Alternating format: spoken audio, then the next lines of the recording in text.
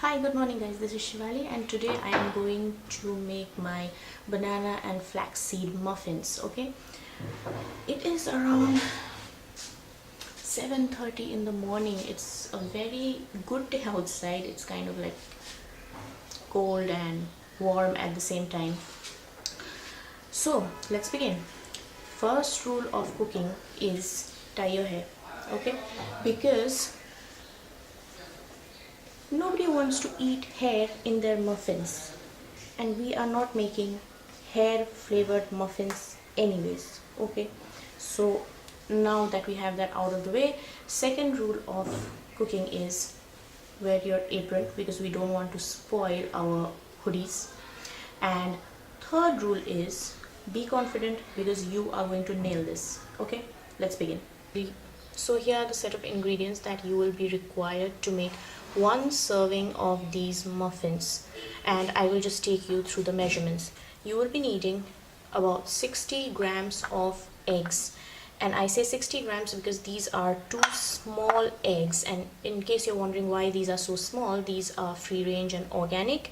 That's why they're pretty small. If you use the large eggs, then one large egg will be about 74 grams and one medium sized egg will be around 60 to 65 grams. These are around 30 to 35 grams each. That will give me around 60 to 65 grams of eggs. Okay, you will need one medium sized banana, and to be exact this is around 50 to 55 grams, and try to use a banana that is ripe because then the sweetness will be more. You will need around 60 grams of strawberries, which are around 5 to 6 medium sized strawberries or around 5 large this size strawberries. You will need 25 grams of almonds, and in case you're wondering what 25 grams is, it is around 1/4 of a cup. It is if you're using this standard measuring cup. Okay, it is around 1/4 of a cup, or if you want to know, if you don't have measuring cups, then you can see the size. This size, medium sized almond, will around 22 of these will make 25 grams. You will need about 8 grams of flax seeds, and 8 grams is around a little bit less than a tablespoon. Okay, and these are organic and non-GMO as well. You will need a few drops of vanilla, 1/4 of a teaspoon of cinnamon. You can grate a fresh cinnamon over it as well, which I think will be better. And you will need around very little, around 3 to 4 drops of olive oil. In fact, if you have parchment, I would recommend not using the olive oil because the almonds and the eggs have enough fat in them. Okay, but however, if you're not using parchment, then they will stick to your muffin tin and you will need to brush some fat around it. You will also need 2 to 3 drops of lemon juice, and use freshly squeezed lemon juice. Don't use the bottled ones. Okay, and you will need a pinch of salt. The kitchen instruments I will be using are a handheld electric mixer, and this is not necessary. You can totally use a manual whisk. I will be using a pastry brush. This is also not necessary. You can actually use a spoon, or you can even use your fingers. I will use a spatula, or you can use any mixing instrument. A knife, for which there is no substitute unless you use your teeth. A fork and a mixing bowl. And you will also need some sort of a grinder to grind your almonds. Okay, so the first thing we are going to do is we are going to add our almonds in our grinder, and these are almonds that I have soaked overnight and then dehydrated.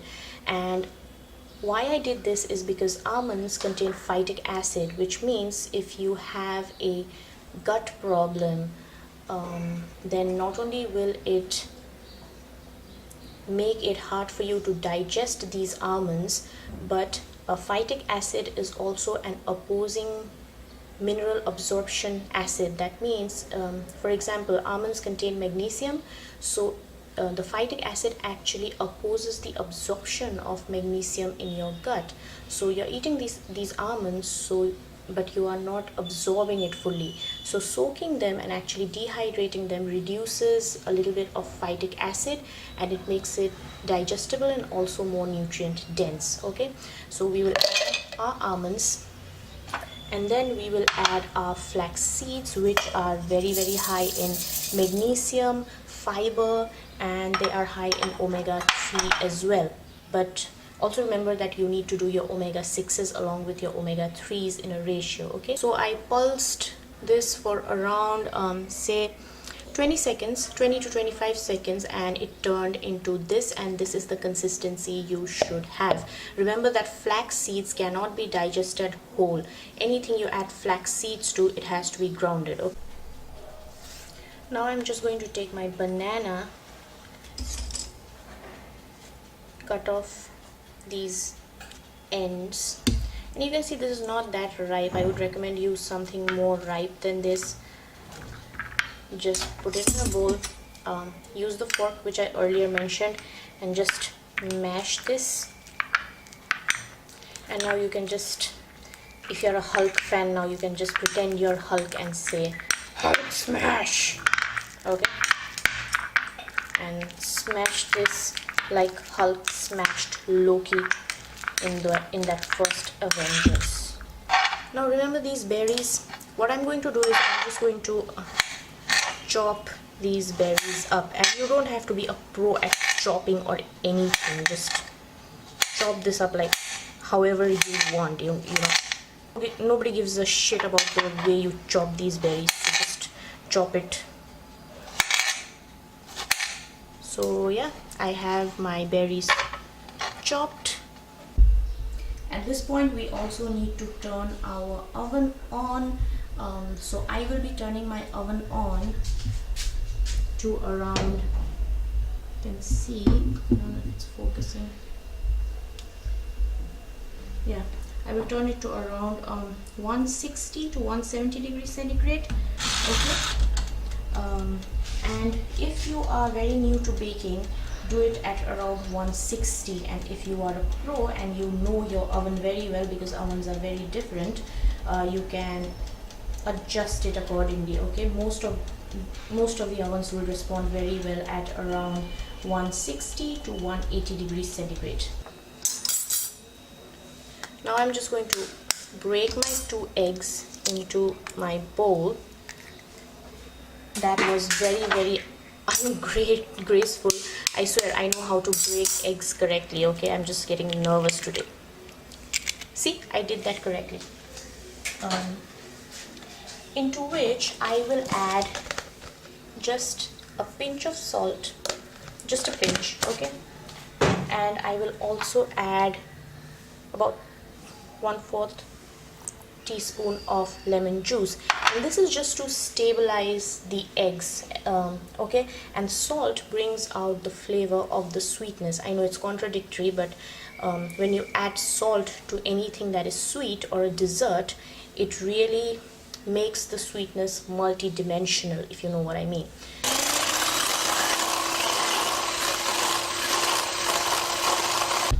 So after around beating for 2 to 3 minutes, this is the level of froth you should get. So it's slightly frothy. It's add a few drops of vanilla, and this will depend on how powerful your vanilla is. If you're using a really good quality vanilla, you will need to add a little bit more actually, and if you're using an okay vanilla, you will need to add less.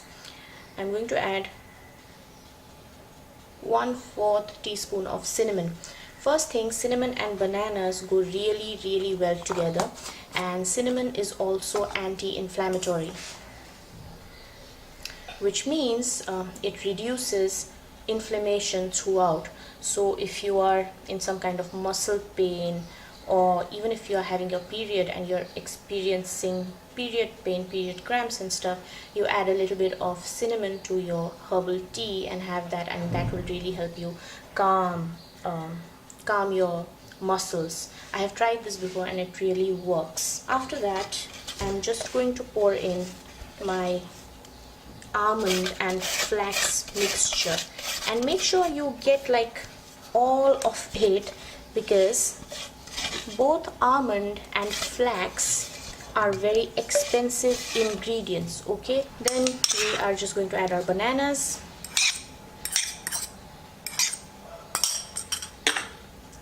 And then we are just going to mix it.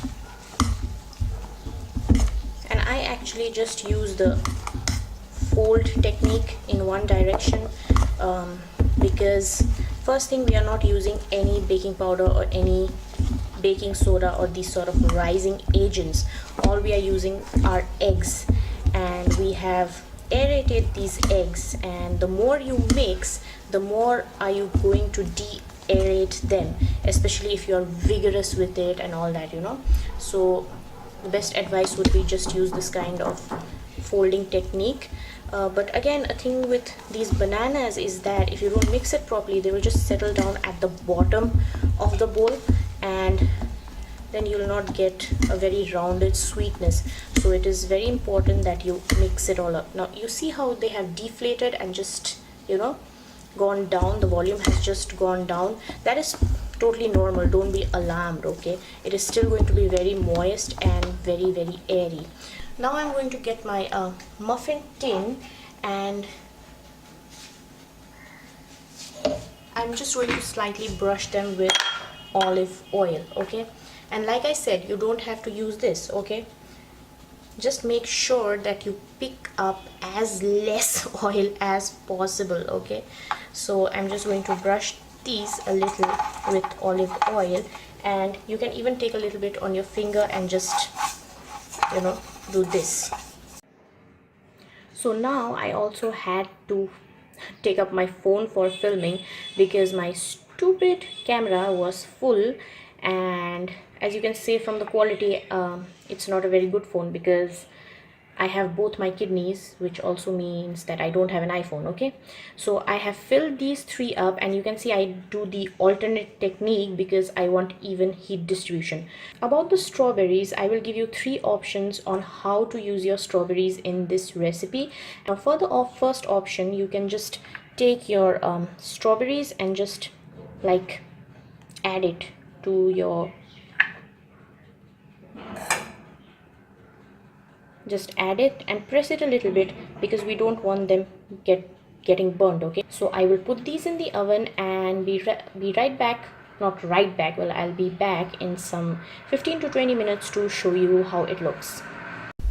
So this is how your muffins are going to look after, say, around 25 minutes. You can see that the edges are slightly brown, and they will be a little bit firm to touch, but they will still have a very kind of crispy crust. Now before taking these out, they have to cool down a bit, say like 5 to 10 minutes. So I actually forgot to turn on my mic and I could not film it. So I told you I'll give you three options for the strawberries. Okay, the first one was putting it in the batter itself. The second one is serving natural strawberries on top of your muffin. And the third option, what I did is I microwaved some of those strawberries, say for like 6 to 8 seconds. And what it did was it turned it into a jam puree. So I cut my muffin in half, and I actually filled the muffin with the jam in the middle as well, as you can see, and also topped it off. And this whole breakfast has 344 calories with 24.80 grams of net carbs, out of which 7.9 grams is fiber and 16.99 is net carbs. It has also got 11.29 grams of sugar, which is all coming from the fruit. It has a whopping 15.35 grams of protein, so that is a very protein heavy breakfast. Okay, and it has got 22.36 grams. I hope you enjoyed this recipe. This is actually very, very tasty without all the sugar. It's also dairy free and gluten free, so it is it will fit in your diet. There's only 344 calories and it's packed with nutrients. So I hope you liked this recipe. Until my next video, stay healthy.